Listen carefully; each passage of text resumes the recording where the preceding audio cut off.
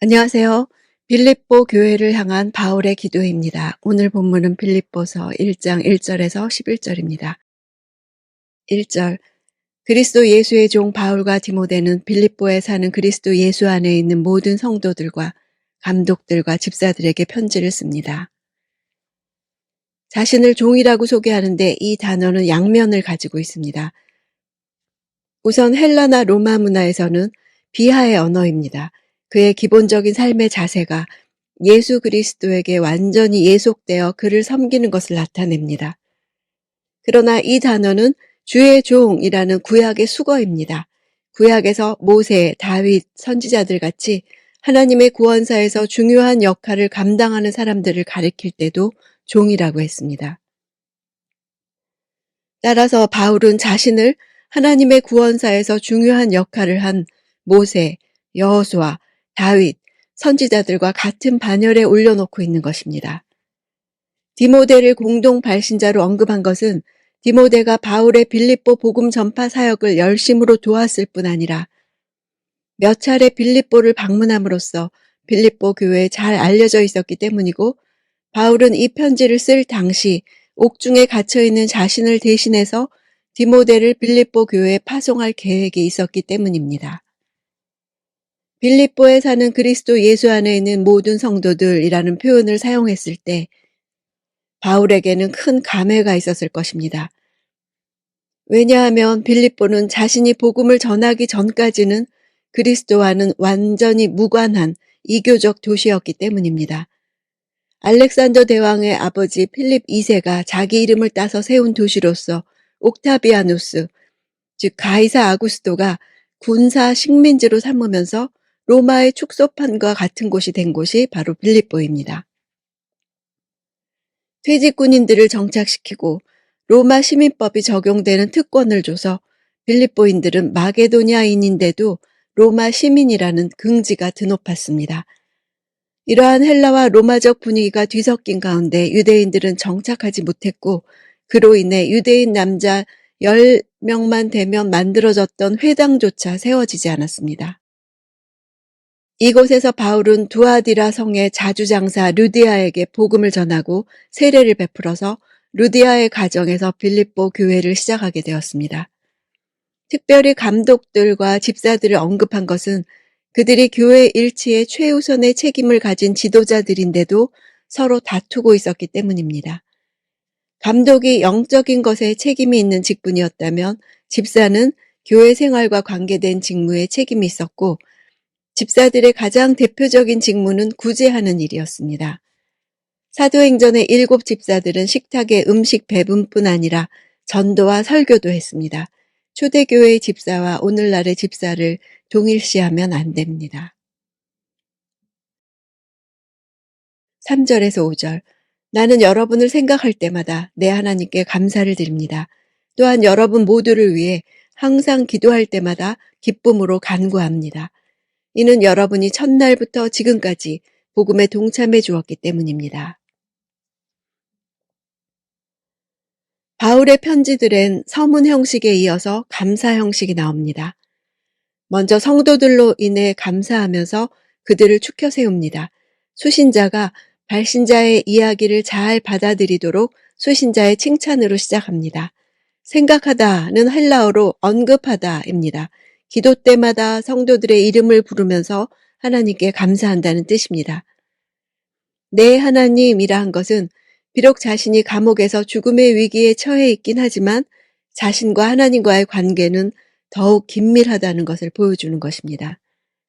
기쁨이란 단어는 이 편지에서 가장 많이 나오는 주요 주제입니다.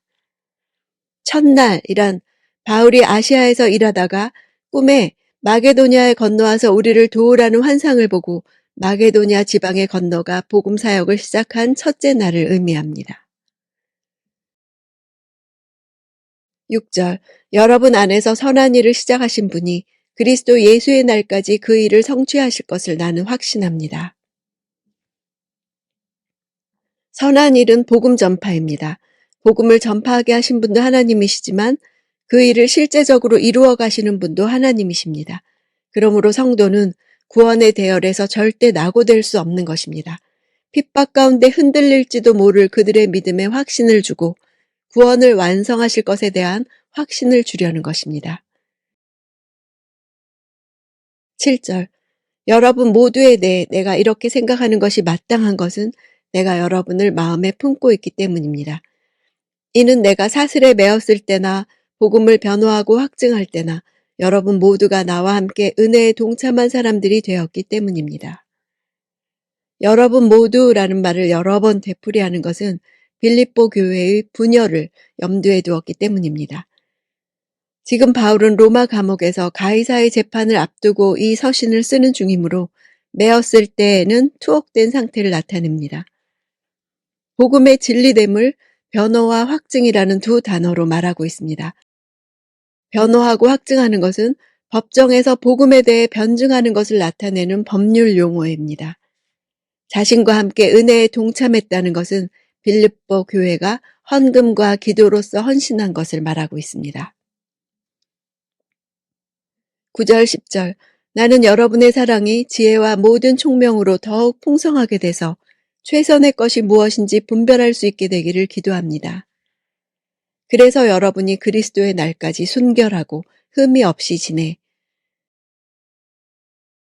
궁핍과 핍박 중에 있는 빌립보 성도들에게 그들의 사랑이 더욱 증가하라고 기도하고 있습니다.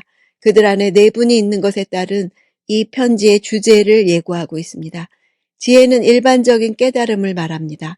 총명은 실제적인 지혜, 즉 통찰력을 말합니다.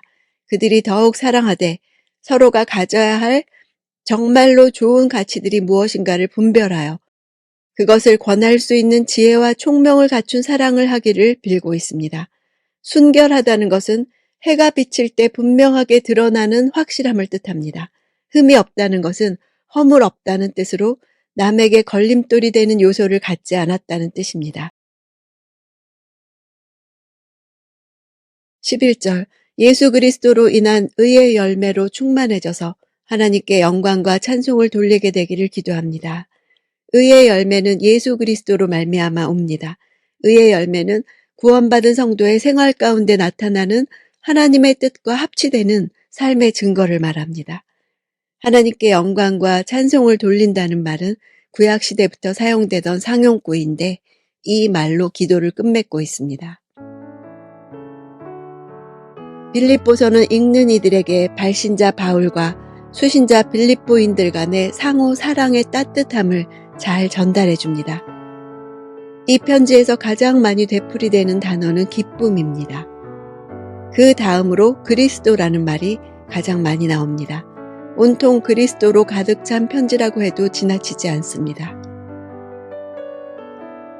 기쁨이라는 단어는 발신자와 수신자의 객관적인 상황을 생각할 때 이해하기 어려운 단어입니다. 당시 바울은 로마 감옥에서 삶과 죽음의 갈림길에 서 있었고 빌립보 교회 역시 핍박과 가난과 내분이라는 삼중고에 처해 있었기 때문입니다. 이런 사람들에게 무슨 기쁨과 평안이 있겠습니까? 그러나 이러한 상황 가운데서도 바울은 그리스도를 믿고 오직 그리스도 중심적으로 생각하고 사는 사람이 어떻게 위기 속에서도 잔잔한 평화와 기쁨을 누릴 수 있는가를 가르쳐 줍니다.